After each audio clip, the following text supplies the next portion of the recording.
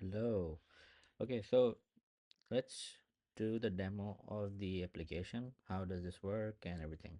So because I'm already logged in, I can just click on it and directly go to the application on the homepage. So now we are in the dashboard where we are dashboard is a library. So this is library. We have all these books associated. All these cover images are generated by AI based on the description and all that when you create a book. So essentially, let's say for example, if I do go here and write something here, I can create here generate a with AI and it will create the image for that. But let's go to a book and show you some core features, some AI features here. So let's say, for example, if I go to this book has this whole description, all these characters associated to it. All these characters, images are associated to them, are created by AI. So let's say, for example, if I go to Ethan and I don't like the picture, if I go and click generate with AI, it will go into the file AI and create a new image for this person based on all this description.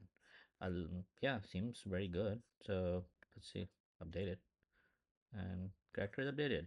So now all these characters. So let's go back to the book and here we go to the book and now we have Ethan, which is a different image. So that's that. One of the good things about this is like character builder. If you go into the character builder, you would see a graph where each of these people are associated with each other based on some kind of relationship. So this is a correct character relationship graph. So if you see like Mira Solis is this is a description of that, and this person Mira Solis is connected to Ethan Voss, which is the protagonist, through mentorship. Like the relationship is mentorship.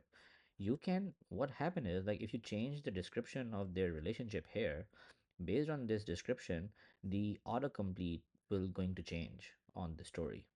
And similarly, we have here, you can also change the relationship. So if you click on here, rather than like having here, if you go down, so the relationship between Ethan Voss and Nova is partnership. You can actually say this is not a partnership, this is an enemy relationship, and then you can write a description why they are enemies, and based on that, the relationship changes for the auto suggest or hyper aware context.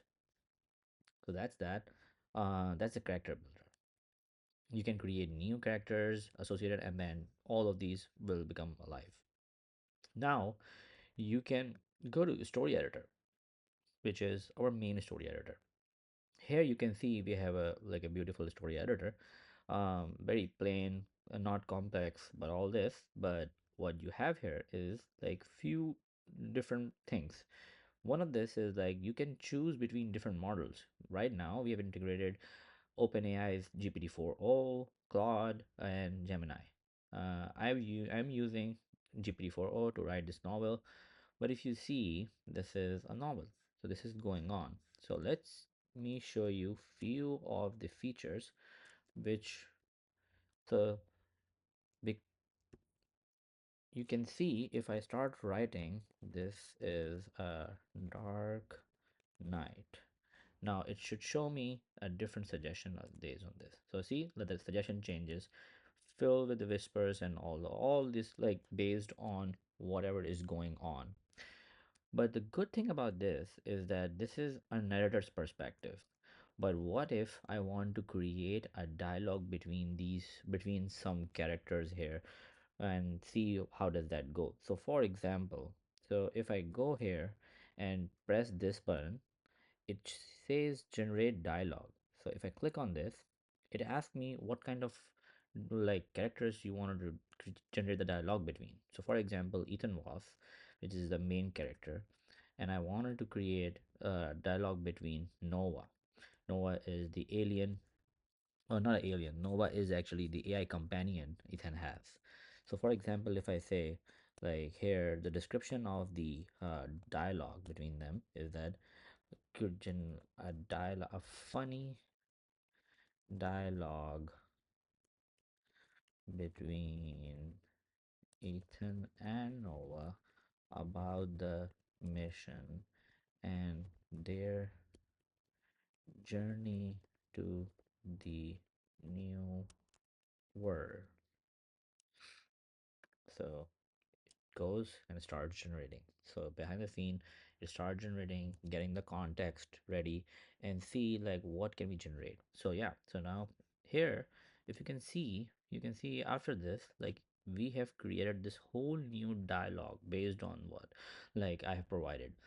So you can see this is very hyper aware of like what is going on within the context, within like previous things, and if or not what is provided to them.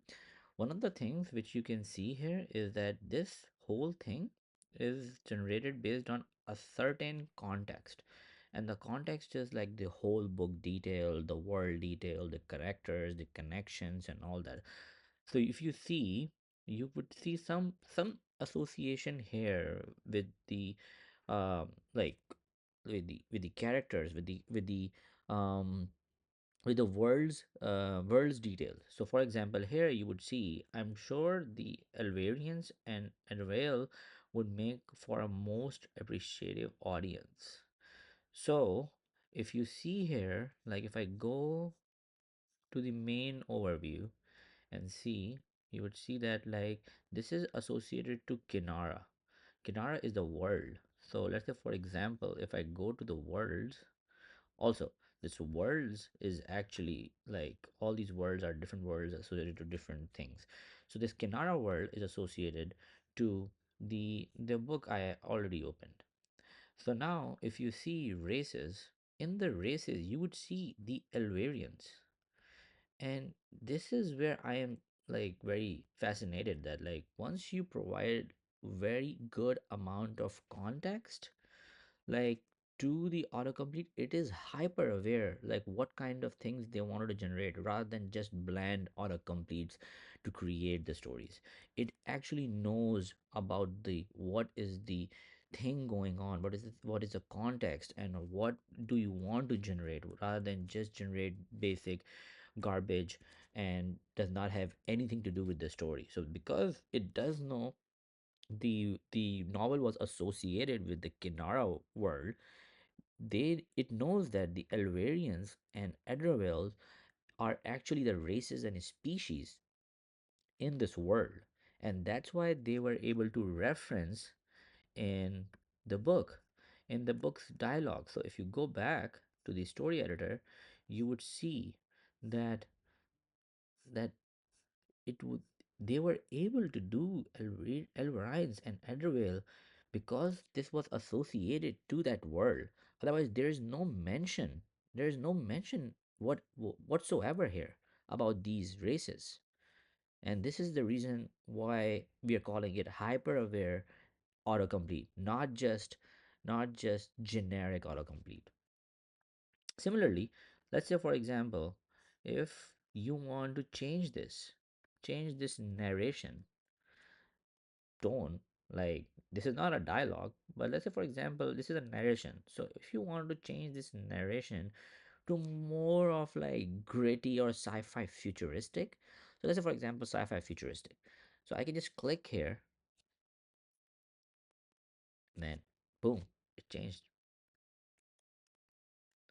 So this is where like the idea comes in, like you can change whatever uh what you can actually change the tone and the whatever you want to match your style rather than just a generic outcome of what you wanted to do.